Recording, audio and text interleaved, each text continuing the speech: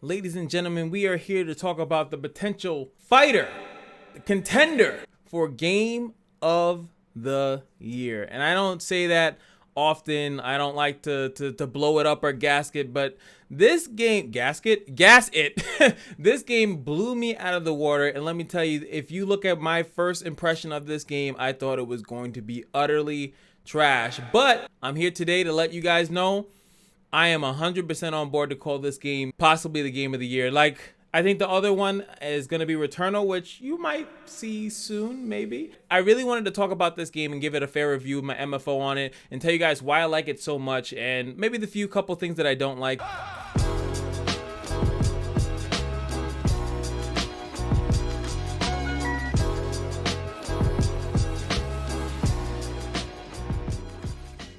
Honestly, this game blew me out of the water. I watched it on a channel, a whole playthrough, 13 hours, ladies and gentlemen, on the channel Gamers Pray. Gamers Pray was the channel that I watched it on. He played the entire thing, and I have to say, first and foremost, he played it with streamer mode on. Now, that is the first thing I wanted to say early in this review, is that if you are playing this game or watching a playthrough and it has streaming mode on, just know that there is a lot of sections of the game that are not going to have music. They're going to be kind of awkward, and you're gonna need to either watch or play the game with that off, because it changes everything. There's a lot of cooler moments, especially not to even give you spoilers, but I feel like towards the end of the game, there are a lot of moments that are a little bit more awkward because they have to take the copyrighted music because of how streaming and how YouTube works, that the video cannot be monetized and you can get a copyright strike. And so that's why they made that mode, but it does take away a decent chunk of the game. But even saying that the main playthrough that I watched had no music at certain points, I still think it was phenomenal. Still phenomenal. Of course, I'm going to be linking Gamers Pray's video, this video right here, in the description. So if you guys want to watch the same playthrough that I watched, give him a like and subscribe. Of course, I subscribe. I always subscribe when I'm done, just in case if I need to watch another video. I was like, oh, this guy's trash. But yeah, so he did a pretty good job. Leave a like. See, I liked first, but I didn't subscribe. But hey, if you guys enjoyed this review, make sure you guys do that over here too. Let's get into the non-spoiler part of this game. So right in the beginning, a nice easy intro into this game is that you are on a mission to get money. And the funny that the Guardians of the Galaxy, they're just pretty much like, you know, like I guess like a band of mercenaries. And I want to also say this, and this is something that I've said in the, what review was it? The Demon Slayer review. This is what I said in the Demon Slayer review, that game would be better, or even though the old Naruto games, it's better if you don't know the story, you don't know the anime, so you're getting everything fresh. It's pretty much like a new franchise, a new game, a new IP to you. And I have never watched, please do not kill me in the comment section, I have never watched any of the Marvel Guardians of the Galaxy's movies. I think there's 2 of them. I haven't seen any of them. So when I was watching this game, I was specifically watching, I didn't know much about Rocket, I didn't know much about Gamora, I didn't know much about Drax, I didn't know much about Rocket, I already said Rocket, I didn't know about Groot. I don't know anything about those characters really, outside of them just kind of making appearance in movie trailers, and then of course seeing them in the Avengers movies later on a little bit, but not like they're actually fleshed out stories and stuff like that. So for me, it was a phenomenal job to see them really come to life, and I feel like more time and more investment were put into these characters because this game is as long as it is. Like, it's a pretty damn long game, and I would actually say that the playthrough that I watched did not go through all the dialogue, did not go through all the extra stuff, so there's still a little bit extra this person could have done. And also, this game has an insane amount of replay value, because even speaking amongst with my coworker who is also playing the game, and not that he is specifically purposefully trying to make different decisions from the playthrough that I watched, but he would say something as simple as something that we all saw in the trailer, so this is not too much of a spoiler. So like I said, the first mission is that they're trying to get money, they're trying to capture a beast to sell off to somebody else. That's gonna go haywire, because what game does the first mission ever go correctly? And of course they're gonna end up trying to then get a different monster. Now it ends up in the trailer, literally on the first time that they displayed this game, you are in the ship, and now you're trying to figure out who to present as a monster, Groot or Rocket. And I don't remember exactly in the first initial trailer what they chose, but in this playthrough they chose Rocket. But my coworker decided to choose Groot, and that little dynamics actually changed certain dialogues in the game, certain dialogues that he saw, certain dialogues that I saw. And then I know as you're playing the game that even something as weird as that is going to affect the game possibly hour, 2, 3, 4 hours later on. And a lot of other decisions might do that as well. Sometimes a decision impacts you immediately, and then other decisions impact you way further in the storyline. And I find that that's pretty cool, because I'm a big fan of what I like to call the illusion of choice. And if these games have that, I know some people don't like it. They want to like you could make a decision and kill Rocket off at the beginning of the game, and then all of a sudden Rocket is not for the rest of the game. I'm not saying that that's a thing here, but I know a lot of people like that. They want to have full control of the story, but you have to be realistic that they have to tell a story. They are trying to get you to a beginning, middle, and an end. So they can give you some stuff, but ultimately the story is going to lead down a certain pathway, and you have to be respectful of that. But I do like what choices they do give you and how they pull the strings, and that's why I call it the illusion of choice. It's my phrase, it's coined, and I will sue you. No, I won't. But I liked it. They do a really good job here to make every decision feel like it's impactful, especially once you start seeing some of your decisions have consequences, and you know, good and bad consequences. So you're like, oh great, I'm so happy I did that. There's times where you'll make a decision and as Peter, as Star-Lord, and you will see that the team didn't like it or the team did like it. And I think that that is really big. And one of the things that I want to go into still in the non-spoiler section is how this game was actually marketed. They did a job of marketing this game kind of more gameplay-esque, when the story literally drives and sells this game so fucking hard, it's ridiculous. This game, honestly, I would have almost preferred it, especially the combat, in my opinion, is one of the most lackluster parts of the game, and there's parts in I actually would prefer to have been one of those like Telltale games, not the Telltale like obviously graphic style. I love the graphics, this game looks beautiful, but you know, like certain fights I would have preferred to possibly just be a QTE quick time event kind of fight. You don't actually have to fight it out. Maybe if it's a long QTE, there's a ton of puzzles, and this is maybe because I'm more from the spectator standpoint instead of being the one playing and having to figure the stuff out. I had to wait for someone else to technically figure it out, but it's just like I just feel like it just really took away from the key part of it. Like sometimes a game, its best part is its gameplay. So the combat is literally the best part. You're falling in love with everything that's going on. But for me, I was like, oh my god, it's really the story. And again, it could be because I've never seen any Guardians and Galaxy stuff, so I was really getting sucked in by Star-Lord. And it's funny because I know something from like the Avengers, and like eventually Star-Lord was like one of the most hated characters. Like everywhere said that they hated him, and I'm watching this thing, I'm like, wait, what's wrong with Star-Lord? this guy's great. I loved his character. I love Gamora's character. I'll go in later about Rocket. Groot is Groot, and I do love Drax. Their commentary is spot on. It's that Marvel splash, because Marvel likes to always sprinkle humor every little chance they get. But at the same time, there is a ton of serious emotional stuff that's gonna tug at you, especially as you go and progress through the game. There is no way, not saying that you're gonna cry or anything like that, but you're definitely gonna feel something for these characters and dilemmas that they're going through, and it's worth it. Honestly, like I said, it's 13 hours, could be 14, 15, 16 hours worth of gameplay, and I think that this is putting movies on notice.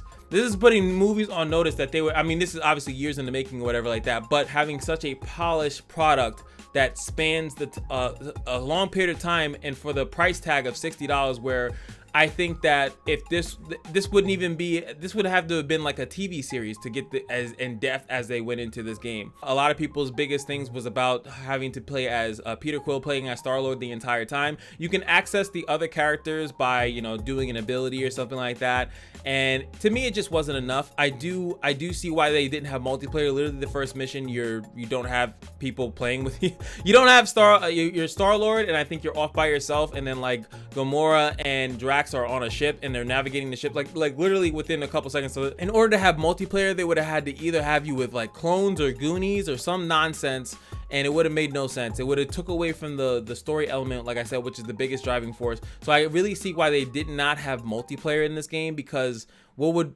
player 3 and 4 do when there's only 2 people on the screen? What happens when Star-Lord's by himself? What are the other 3 people in the room just to do? Hey man, I'll call you back in an hour. You could come back in an hour. Oh bro, I know, bro, I didn't know Rocket's out for 5 hours. like what are you supposed to do? So I could see why they did that. They likely did not want to sacrifice the integrity of the story, but at the same time, we do know, and my coworker brought up a good point. Final Fantasy I think it was. In Final Fantasy 15, when they first launched that game, you can only play as Noctis, and people didn't like it. Same thing with this one. And then they added it later, like, oh, you want to switch to the other characters? Fine, no problem.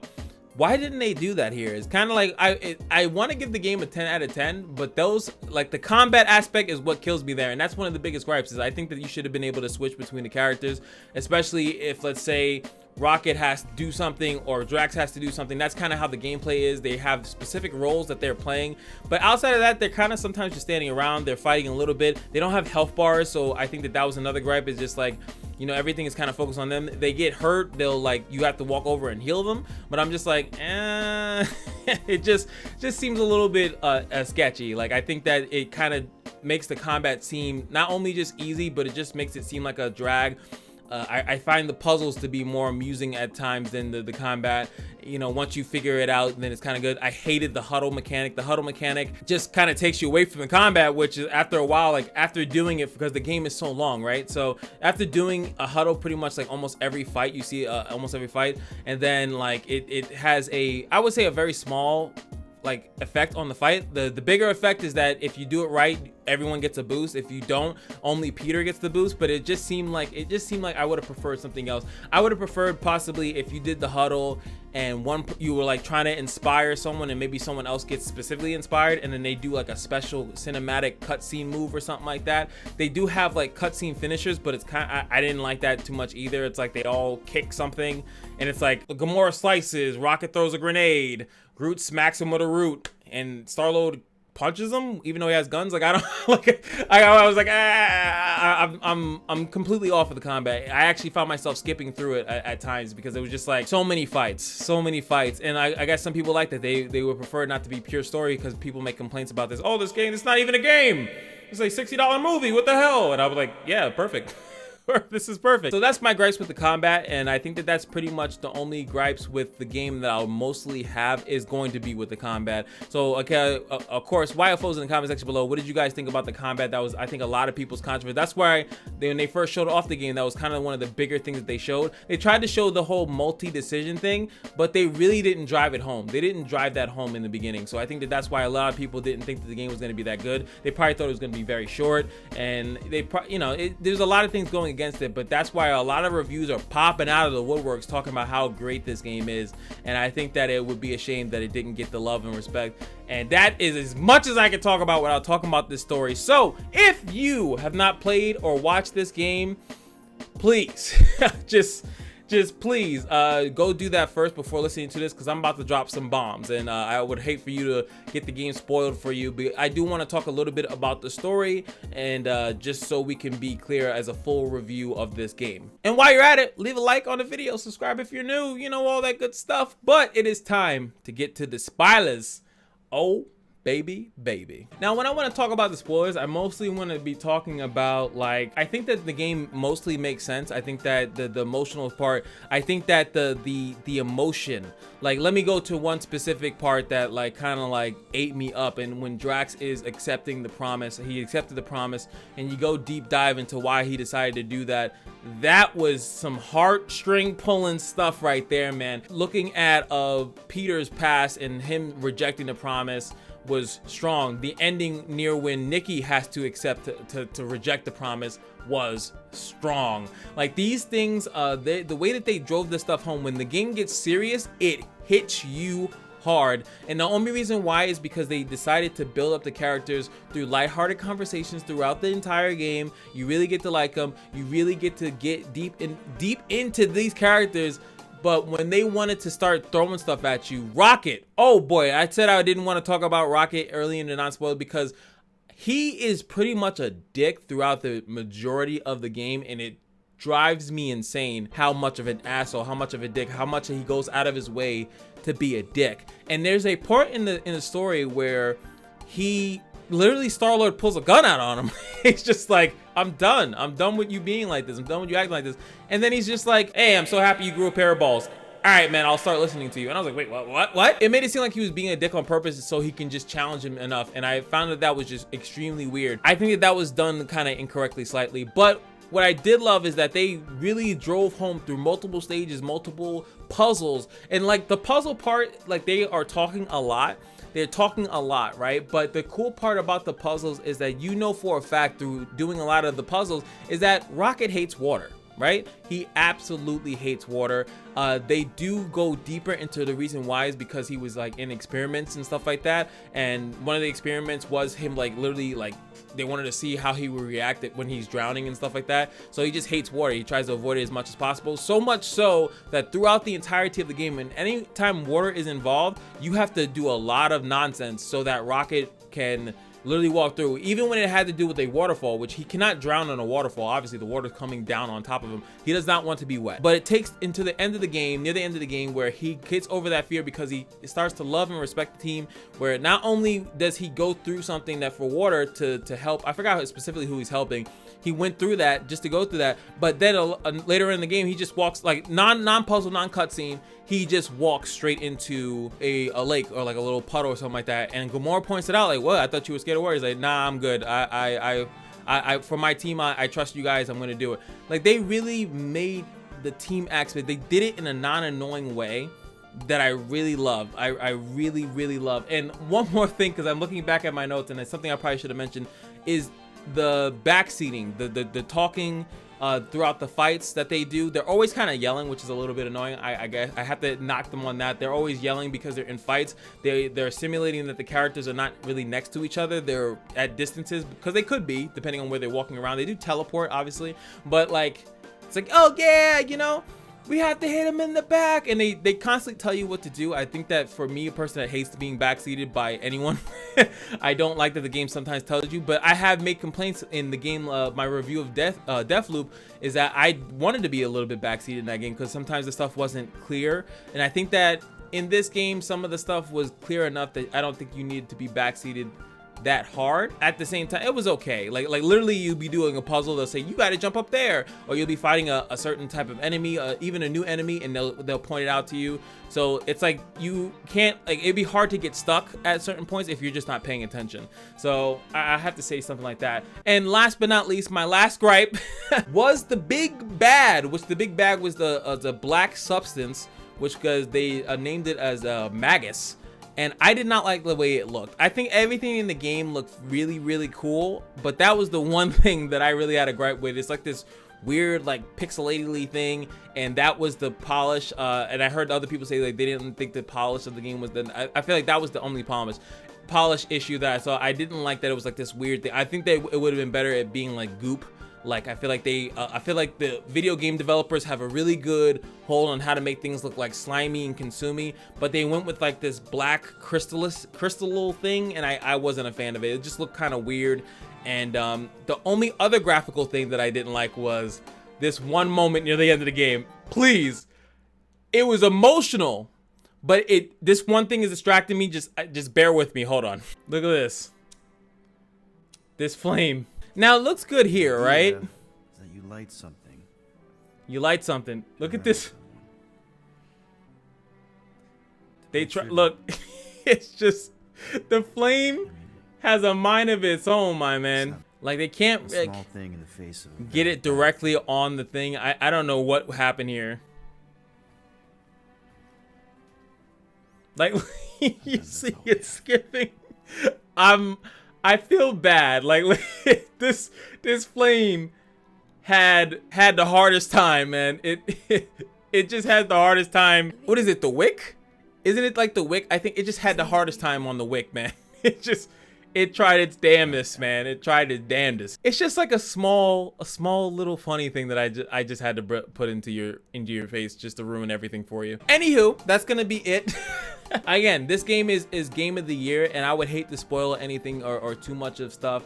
I think the ending is good. I think that everything was you just definitely want to play it with streamer mode off. Even if I feel like even if you're a content creator, you might want to take the bullet on it. I mean, I hate saying it like that, but like it really does up the game a little bit. So whatever you rated that game, like when you will hear it with the music and everything like that, it goes up by a point or two. Like, I promise it would, like, because it just makes everything a lot more sense when you see it like that.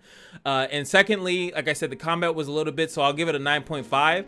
The combat is the only thing that I think was just a little bit of a hindrance to it, but I do think the combat was fine. It just didn't hit at home for me. Everything else was phenomenal, I think, in the game. So, YFOs in the comment section below. Let me know how you feel about Marvel Guardians of the Galaxy. Any games that you guys want me to check out and review, whether it be I can buy it or if it's free, or specifically if you want me to watch a certain person play it that you watch, even if it's a stream, I don't mind. I haven't done a streamer's playthrough yet, like watching their streams or stuff like that of a game, but I don't mind doing that. If you really enjoyed oh, you got to check out this streamer when he played this, it was funny, it was this, I really would enjoy watching that. I am going away for a little bit, but I will be able to do that as soon as possible. So that's M.F.O, and now you guys know.